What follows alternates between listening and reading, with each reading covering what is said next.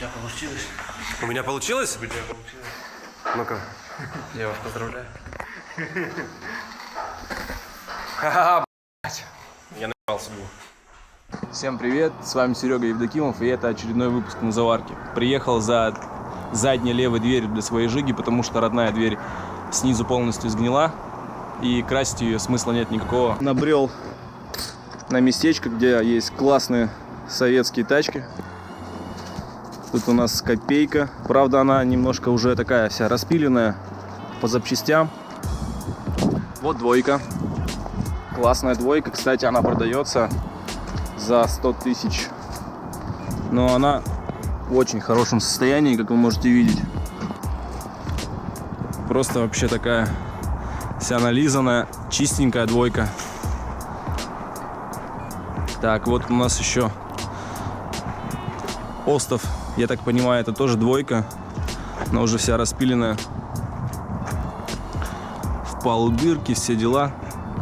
Все-таки советский автопром хоть и из хорошего металла делался, но ничто не вечно. Так, вот еще Копейка. Или это тройка? Это, наверное, тройка. Что-то у нас по фарам. Да, это, наверное, тройка. Тоже уже в печальном состоянии, но для запчастей варианты отличные. Вон еще вдалеке стоит Копейка. Так что, если вы в Владивостоке ищете запчасти на жиге, пишите в комментариях, я вам расскажу, где, чего и почему. Все-таки на жиге в нашем городе что-то можно найти. Как и магазины, так и запчасти с уже старых тачек. Единственное, я замки сниму с них, вот эти мне нужны. Ага, хорошо. Ну, обшиву тоже на кинем, она не родная. Это шестерка уже пылили. А, не вопрос, у меня обшива есть моя родная, я ее поставлю. Просто у меня дверь вообще снизу прям гнилушка.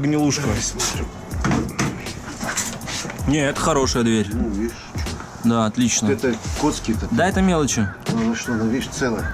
Ну что, все, дверь на жигу у нас есть. Сейчас мы это дело быстро отвезем в гараж, перекрутим, поставим, и можно будет уже подготавливать машину к покраске. Про Лаурель я тоже не забываю. Сейчас едем в Артем на предприятие под названием Мартен. Купим трубы для башбара. Надо взять 7 метров 20 трубы холодной катаной. У меня на Приусе на крыше есть рейлинги, поэтому я это все дело сам привезу. И из этой трубы мы сделаем башбар. Есть уже наброски, как его сделать. На Drive2 зашел, и там как раз 34-й Лаурель полностью переделанный. У него телек и башбар из труб. Но мы посмотрим, как у него сделан сам башбар. Телек у нас стоковый от 35-ки, а башбар сделаем по его лекалам, потому что смотрится он очень круто.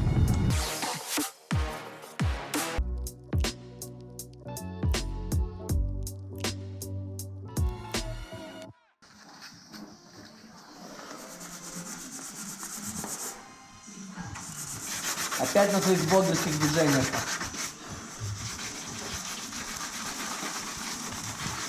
Карандаша за спиной. Видишь, у нас есть новый молодой работник, ученик.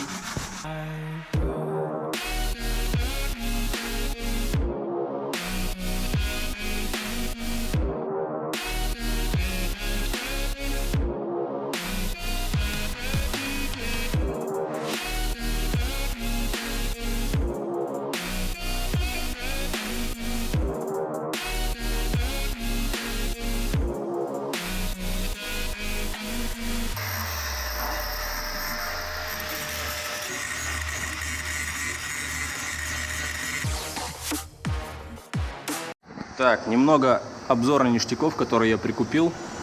Это моя старая решетка, клабесовская. Она крутая и стоит денег, но у нее косячок. Вот здесь отломано. Поэтому я купил обычную решетку от 34-ки до рестайл. Она хромированная, без наворотов, но смотреться она, мне кажется, будет лучше, потому что она, во-первых, целая, во-вторых, вот эти вот места мне лично самому не особо нравились. И плюс еще у нас ништяки. Проставки под капот стоят что ли 300 или 200 рублей. Тут прикольные такие рисуночки. Ну, это, видимо, как их использовать надо. поставлю, и капот немного будет выше стоять, то есть лучше будет охлаждаться. Новый мотор надо охлаждать лучше, поэтому проставочки под капот. Быстросъемы для переднего бампера. Надоело постоянно его откручивать. Вот будет на быстросъемах, на резиночках красного цвета. Потому что потом планируется, что машина будет шоколадная, и красный с шоколадным будет смотреться классно.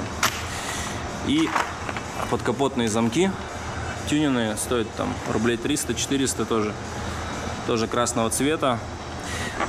Почему их взял? Потому что если ставить решетку от 34 на морду от 35, она будет упираться в стандартное крепление замка.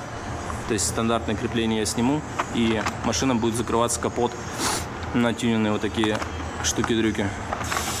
Цена этого всего дела вместе 1000 рублей.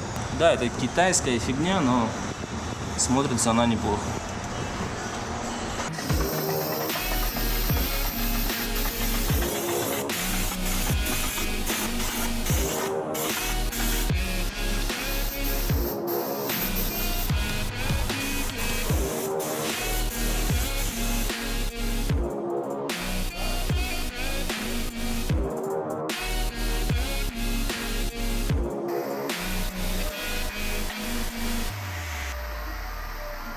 Ну что, подкапотка покрашена не на 5, но на 4. Есть косяки, их надо будет немного устранить, и думаю, сойдет.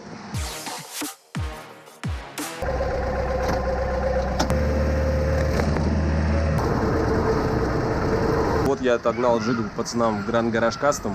Так как я болею, у меня вообще нет времени заниматься, и поэтому они ее быстренько доведут до ума, а я уже буду не наваливать. Надо разобраться с кастером, доделать салон и подготовить ее к красоте. Так, что у нас новенького? Это то, что я наконец-то поставил все датчики. Я думал, не буду ставить сюда датчики остальные, но так как мы ставим новый мотор, поставим все датчики, получилась вообще дикая грядка, дичайшая просто. Как это считывать, когда ты наваливаешь, хер его знает. Хорошо, что тут есть сигнализация. Ну, смотрится это вот так. Протираем и проверяем все на моторе, который вы видели в первых выпусках. Он тут, наверное, месяцев 8 просто пылился. Быстренько его сейчас отмоем, почистим и запихнем в Лаурель. Наконец-то я покатаюсь на этом моторе. Я его купил больше года назад, вложил в него кучу денег, и он так вот и стоял. Купили кучу ништяков для мотора, Олег простывший. Сейчас заедем за выпускным коллектором. Я его вчера отдавал на шлифовочку. И в гараже уже, когда приедем, я покажу, что я купил, расскажу и тому подобное. Но нам еще прокладку надо взять. Хотели металл поставить, а металла в городе нет, только заказывать с Америки и ждать месяц. Поэтому поставим обычную паранитовую с 20-го мотора. Там что-то Олег сказал, надо перевернуть немного, и все заработает. Но это, как всегда, это танцы с бубном. Но он привык к этому, так что так и сделаем.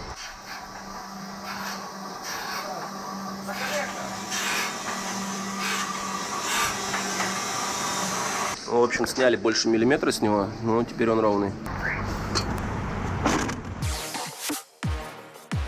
Олег, для чего он нам? Что, блядь, туда дуй, а обратно хуй у тебя голову. Понятно, с ним мы больше не разговариваем, потому что он несет всякую хуйню. Я купил свечи такие же, как у меня были. Дэн сейчас там, наверное, тихо воевает на заднем плане, потому что вчера я ему говорил, что я куплю классные свечи за 10 тысяч, но жизнь несла свои коррективы. Он просто сказал, что эти свечки на новой мощности просто выдуют. Вот как раз мы проверим. Выдует их или не выдует. Гофра для трассы и 5 штук вот таких вот уголков, чтобы все сделать красиво, чтобы не было как с моей предыдущей трассы. Сейчас я вам вставлю кадры того, как она вообще выглядит. После того, как я дал покататься ее Олегу, на ней прокатился Денис и оторвал мне нахрен трассу, потом ее переделал. Да. Да. Потом проставочка с 76 на 63, это тоже нам нужно. Куча варышей, 6 штук, плюс сразу к ним фитинги классные. Их тоже до хрена у нас. Чтобы было дохуя. Да, чтобы было дохуя, потому что денег нам девать некуда, поэтому у нас все будет красиво. Вот такое вот. Это у нас нависгейт хреновина. 50 миллиметров, ее надо будет приварить. Ну и так, в принципе, все. И вот этот маленький пакетик нам обошелся в 12 тысяч рублей, который мы оставили по GS. Понимаешь? Короче, Денис сейчас конструктивной критике подверг вот эти вот варыши. Просто с самого начала снять на камеру. Да. То есть мы взяли М6. Искренне так не получится больше никогда. Да, он тут нахуяк сейчас их толскал. Взяли варыши и фитинги М6, и, короче, их не хватит по пропускной способности. Надо сейчас поехать и на М10 все заменять. Потому что так надо сделать. Вот Данька уже намывает клапанные крышки, подготавливает их к варышам и покраске. Кстати, под капотку замывал он. И сделал это очень даже круто.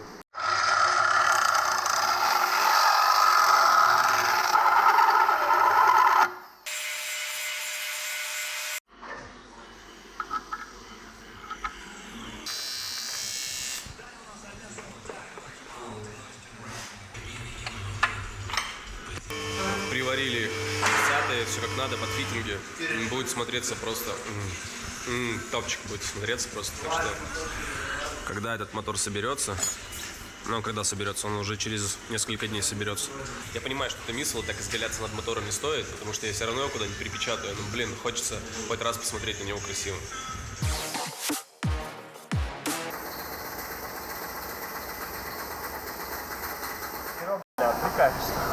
И тут еще одна лампочка.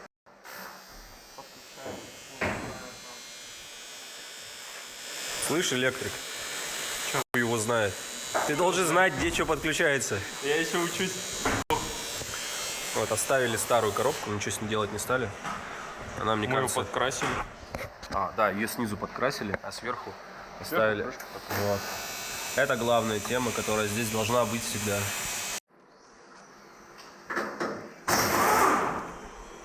Таким образом, мы купили прокладку за 1600 рублей и превратили ее в прокладку за 5000 рублей, немножко поменяв местами, разрезав ее. Лайфхак. Все, подготовили это дело покраски, уже новые варыши есть, отполировали, почистили турбину, и у нас будет вот такая краска розовая, с зеленым цветом, будет смотреться круто. Если кто-то скажет, что это пугайство, мне вообще насрать. Я всегда, еще с первого «Форсажа», который посмотрел, хотел что-нибудь такую дичь себе сделать. И вот она скоро будет. Круто.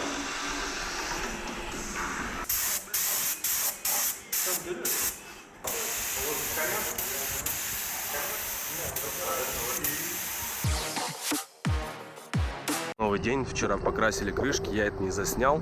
Приехал на гигантскую разборку или склад контрактных японских запчастей. Сейчас пойду из нескольких рулевых реек на 35-й Лаурель, выберу ту, которая мне больше понравится, проверю ее на люфты и повезу ее в гараж.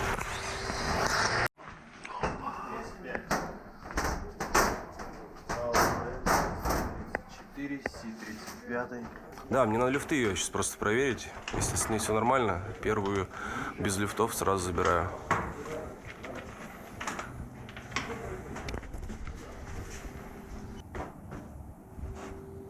Вот это вот ненормально, да? То есть она разъебанная. Просто мне на дрифт-карчелыгу надо, чтобы она живая была. Когда красили, я немножко начал сомневаться, подойдет ли цвет клапанных крышек к цвету подкапотки, но по факту оказалось, что будет просто пи***ц как круто. У меня слов нету, это охрененно, это просто нереально. Видите, какая она стильная сейчас. Видите, какие стильные крышечки. Ну, отлично. Сейчас Дэн быстро проверит рулевую рейку, если все с ней нормально, то у нас все компоненты есть, и мы начинаем это дело потихоньку собирать. Чуть не забыл, турбина, холодная ее часть будет такого же розового цвета. Если кто сомневается, что эти цвета не сочетаются, вот можете сразу посмотреть. и понять, что они охренеть как сочетаются. И подкапотка будет максимально яркая и крутая. Игорь, встань сюда. Что, встать?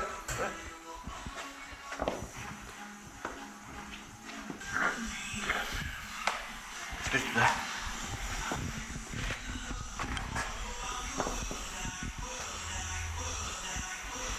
У тебя получилось? У меня получилось? У тебя получилось. Ну-ка. Я вас поздравляю.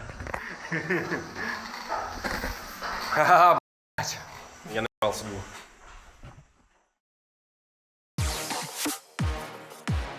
Ставьте лайк, подписывайтесь на канал. Не забываем про колокольчик. А мы погнали собирать всю эту красоту в одно и заводить. Как тебе моя жига?